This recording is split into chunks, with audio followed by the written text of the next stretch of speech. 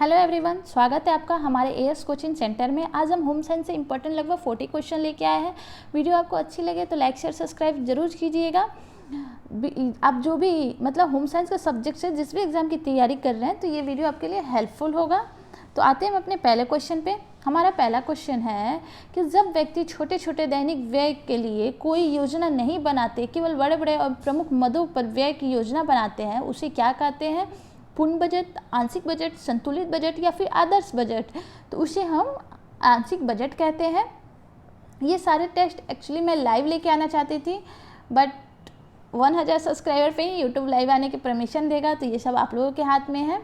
आप सब चैनल को लाइक शेयर एंड सब्सक्राइब ज़रूर करें जिससे कि हम लाइव टेस्ट कर पाएँ। आते हैं अपने नेक्स्ट क्वेश्चन पे। नेक्स्ट क्वेश्चन है हमारा कि रंजक पदार्थ में 3 मूल रंग कौन से हैं? लाल, हरा, पीला, नारंगी, हरा, बैंगनी, लाल, पीला, नीला या फिर काला, सफ़ेद, स्लेटी। क्वेश्चन नंबर 2 का आंसर क्या होगा? रंजक पदार्थ में 3 मूल रंग कौन से हैं? तो रंजक पदार्थ में 3 मूल रंग ऑप्शन नंबर सी सही होगा, लाल, पीला और नीला होता है। नेक्स्ट क्वेश्चन पे आते हैं हम। नेक्स्ट क्वेश्चन हमारा कि पूरक रंग वे रंग होते हैं जो रंग चक्र में एक दूसरे के बगल में पाए जाते हैं, एक कोने व्यास में पाए जाते हैं या फिर एकांतर पाए जाते हैं या फिर एक दूसरे के सामने पाए जाते हैं।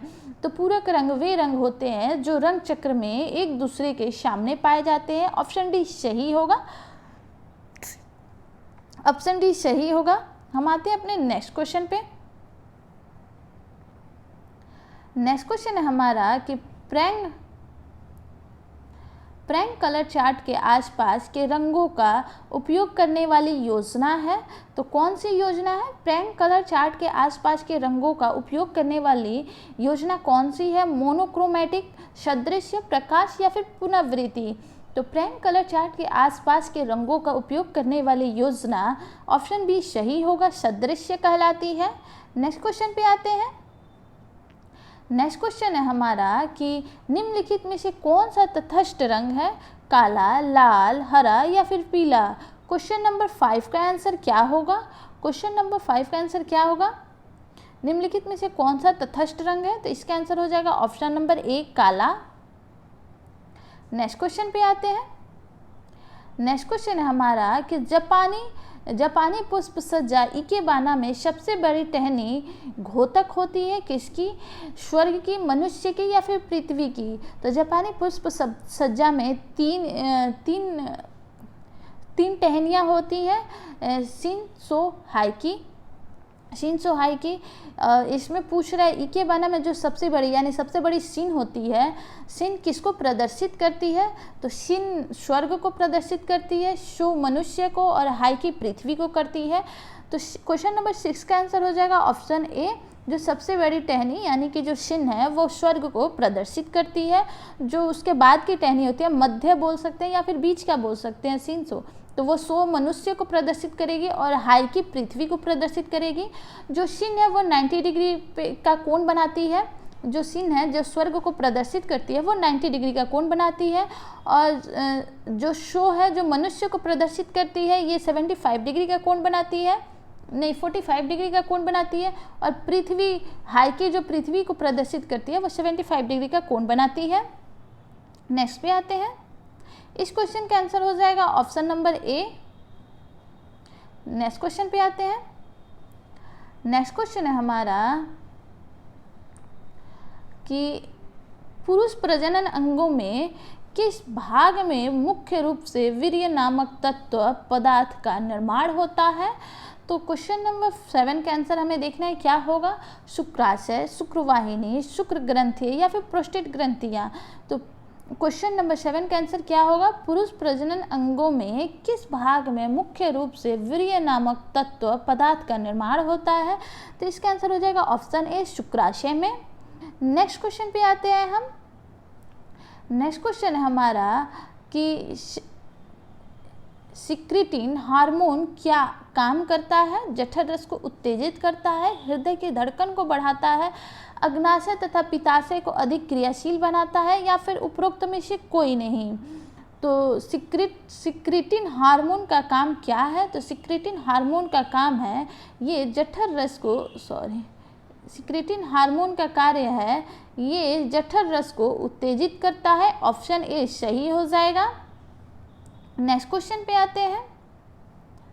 नेक्स्ट क्वेश्चन है हमारा, इसका कूट में हमें आंसर देना है। आप देख सकते हैं 9 नंबर क्वेश्चन है कि डिजाइन के मुख्य सिद्धांतों में शामिल किए जा सकते हैं। तो क्या क्या शामिल किए जा सकते हैं डिजाइन के मुख्य सिद्धांतों में? अनुपात, संतुलन, बल, लय या फिर दोहराव। तो डिजाइन के मुख्य सिद्धांतों में अनुपात, संतुलन, बल एवं लय इन सबको शामिल किया जा सकता है। नेक्स्ट क्वेश्चन पे आते हैं। नेक्स्ट क्वेश्चन है हमारा,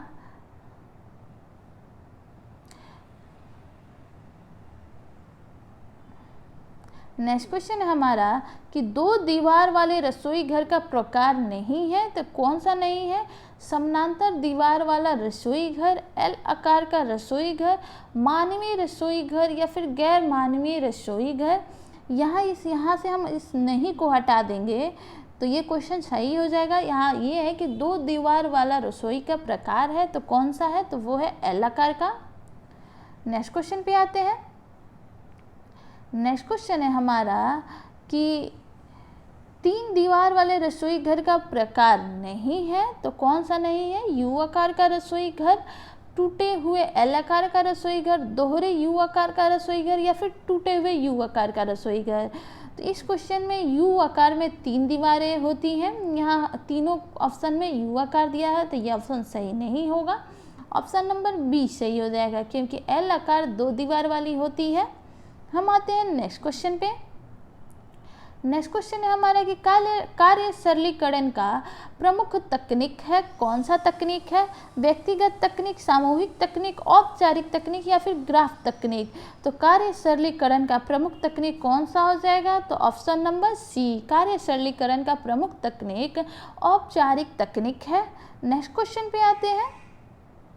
नेक्स्ट क्वेश्चन है हमारा कि मजा, फैशन और चटक रंग की वस्त्र पसंद से जुड़ी है। कैसी पसंद से जुड़ी है? उत्कृष्ट, यौवन, खुशी एवं उदासी। तो मजा, फैशन और चटक रंग की वस्त्र खुशी के पसंद से जुड़ी होती हैं। चटक रंग खुशी से जुड़ी होती है। नेक्स्ट क्वेश्चन पे आते हैं हम। वर्ण, गहराई और मान डैश की 3 भिन्न विमाएँ हैं। तो वर्ण, गहराई और मान डैश की 3 विमाएँ हैं। पैटर्न, संरचना, ह्यू एंड रेखा। तो ये किसके हो जाएंगे? वर्ण, गहराई और मान किसके 3 भिन्न विमाएँ हैं? तो ये हो जाएंगे ऑप्शन नंबर सी, ह्यू के हो जाएंगे। नेक्स्ट क्वेश्चन पे आते हैं। नेक्स्ट क्वेश्चन है हमारा कि डैश रंग का नाम दर्शाता है। प्रकाश, वर्ण, मान या फिर गहराई। तो रंग का नाम कौन दर्शाता है? तो इसका आंसर हो जाएगा ऑप्शन नंबर बी, वर्ण रंग का नाम दर्शाता है। नेक्स्ट क्वेश्चन पे आते हैं। नेक्स्ट क्वेश्चन है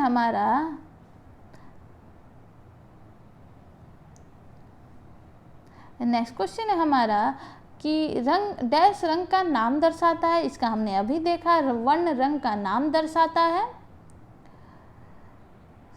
जब काला रंग किसी अन्य रंग में डाला जाता है तो इसे कहते हैं, जब काला रंग किसी अन्य रंग में डाला जाता है तो इसे क्या कहते हैं? क्रोमा, टिंट, छाया या फिर रंग मूल्य। तो जब काला रंग किसी अन्य रंग में डाला जाता है तो उसे छाया कहते हैं। ऑप्शन नंबर सी सही हो जाएगा। नेक्स्ट क्वेश्चन पे आते हैं। तीखे रंग के कपड़े दर्शाते हैं, क्या दर्शाते हैं? खुशी, मानसिक असंतुलन, विश्वास की कमी। तो तीखे रंग के कपड़े दर्शाते हैं, तो किसे दर्शाते हैं? तो ये खुशी को दर्शाते हैं। ऑप्शन ए सही हो जाएगा। नेक्स्ट क्वेश्चन पे आते हैं।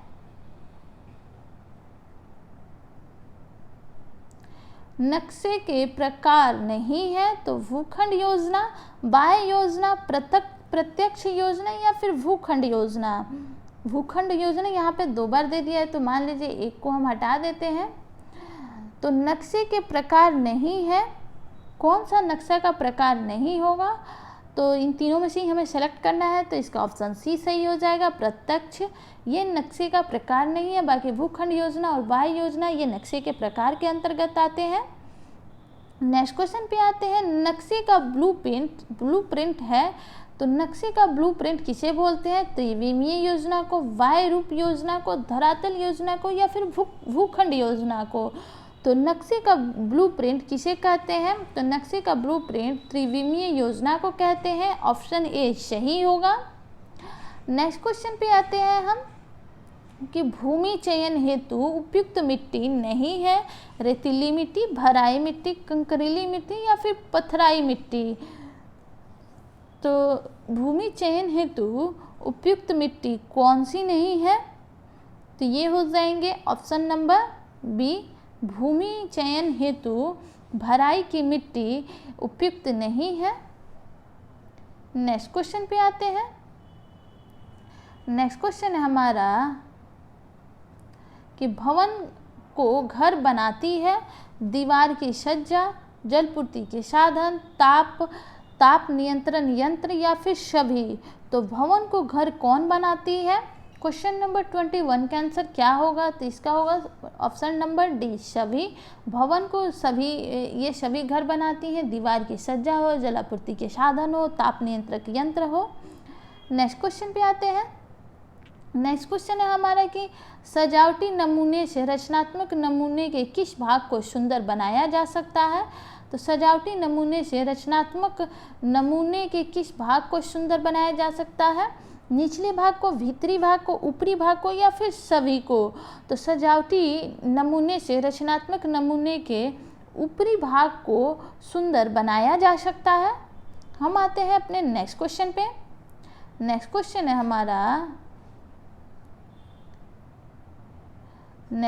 है हमारा कि डिजाइन या परिधान के अंदर की सभी संधियों के बीच के संबंध को कहते हैं लय, समरसता, अवधारणा या फिर अनुपात। तो डिजाइन या परिधान के अंदर की सभी संधियों के बीच के संबंध को अनुपात कहते हैं। ऑप्शन डी सही हो जाएगा। नेक्स्ट क्वेश्चन पे आते हैं। नेक्स्ट क्वेश्चन है हमारा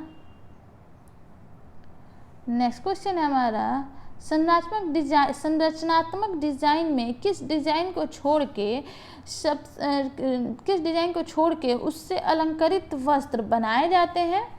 तो कौन से हैं? संरचनात्मक डिजाइन या फिर सजीव या फिर सजावटी या फिर अमूर्त। तो संरचनात्मक डिजाइन में किस डिजाइन को छोड़ के उससे अलंकृत वस्त्र बनाए जाते हैं? तो ये हो जाएंगे ऑप्शन नंबर सी, सजावटी। नेक्स्ट क्वेश्चन पे आते हैं। नेक्स्ट क्वेश्चन है हमारा कि एक अच्छी गृहिणी वही है जो ध्यान रखती है किस चीज़ का? तो संतुलित बजट का, सभी सदस्यों की आवश्यकताओं का, स्वच्छता तथा क्रमबद्धता का या फिर उपरोक्त सभी का। तो एक अच्छी गृहिणी वही होती है, यहाँ सारे ही ऑप्शन पॉजिटिव में दिए हुए हैं, तो इसके सारे आंसर सही होंगे, उपरोक्त सभी।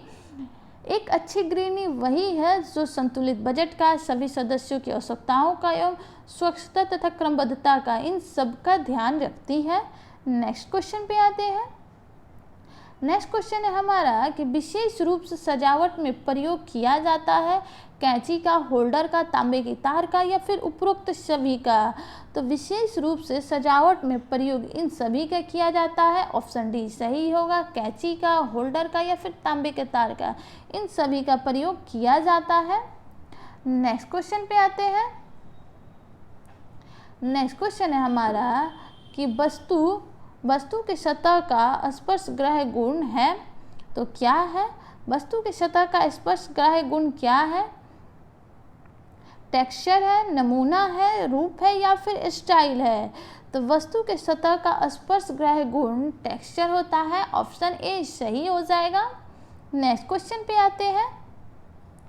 नेक्स्ट क्वेश्चन है हमारा कि डिजाइन के बुनियादी सिद्धांतों में से एक है रेखा, रंग, संतुलन या फिर आकार। तो डिजाइन के बुनियादी सिद्धांतों में से एक है संतुलन। ऑप्शन सी सही हो जाएगा। नेक्स्ट क्वेश्चन पे आते हैं। नेक्स्ट क्वेश्चन हमारा कि वस्त्र के उद्गम का सिद्धांत नहीं है, तो क्या नहीं है? सुरक्षा, गोदना, सज्जा या फिर लज्जा।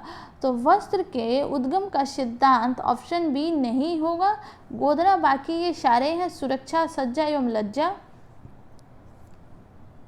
नेक्स्ट क्वेश्चन पे आते हैं। नेक्स्ट क्वेश्चन है हमारा, नेक्स्ट क्वेश्चन है हमारा कि काज और बटन उदाहरण है, तो किसका उदाहरण है? रचनात्मक नमूने का, सजावटी नमूने का, सतही नमूने का या फिर उपरोक्त सभी का। तो काज एवं बटन उदाहरण है ऑप्शन नंबर बी, सजावटी नमूने का। नेक्स्ट क्वेश्चन पे आते हैं। नेक्स्ट क्वेश्चन है हमारा कि परिधान में संरचनात्मक डिजाइन उत्पन्न किया जा सकता है, तो कैसे? लैश के द्वारा, कढ़ाई के द्वारा, कॉलर के द्वारा या फिर सितारे के द्वारा। तो परिधान में रचनात्मक डिजाइन उत्पन्न किया जा सकता है, तो कैसे? तो इसका आंसर हो जाएगा ऑप्शन नंबर बी, कढ़ाई के द्वारा। नेक्स्ट क्वेश्चन पे आते हैं। नेक्स्ट क्वेश्चन है हमारा कि संरचनात्मक डिजाइन उपयोगिता पर बल देता है, तो क्या होगा? सौंदर्य पर, अलंकरण पर, आकर्षण पर या फिर सभी पर। तो 32 नंबर क्वेश्चन का आंसर हो जाएगा ऑप्शन नंबर बी, अलंकरण पर। संरचनात्मक डिजाइन उपयोगिता पर बल देता है, जबकि सजावटी डिजाइन अलंकरण पर बल देता है। नेक्स्ट क्वेश्चन पे आते हैं।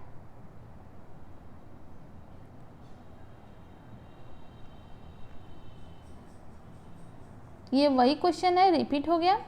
इसका हो जाएगा 32 नंबर क्वेश्चन का आंसर हो जाएगा ऑप्शन बी, अलंकरण पर। संरचनात्मक डिजाइन उपयोगिता पर बल देता है, वहीं सजावटी डिजाइन अलंकरण पर बल देता है। नेक्स्ट क्वेश्चन है, लंबे पात्रों का प्रयोग किया जाता है, किसमें किया जाता है? नाजीरे में, मोरीबाना में, शोकाबाना में या फिर टोकानामा में। तो लंबे पात्रों का प्रयोग ऑप्शन ए, नाजीरे में किया जाता है, और मोरीबाना में चौड़े एवं उथले पात्रों का प्रयोग किया जाता है। नेक्स्ट क्वेश्चन पे आते हैं। पुष्प सज्जा में प्रयोग होने वाले होल्डर हैं, कौन से होल्डर हैं? स्टेम होल्डर, ओसेस, पैरामाउंट होल्डर या फिर सभी। तो पुष्प सज्जा में प्रयोग होने वाले होल्डर ये सभी हैं, ऑप्शन डी सही हो जाएगा। Stem holder, Oasis holder, paramount holder and सभी, ये सारे ही होंगे। नेक्स्ट क्वेश्चन पे आते हैं। नेक्स्ट क्वेश्चन है हमारा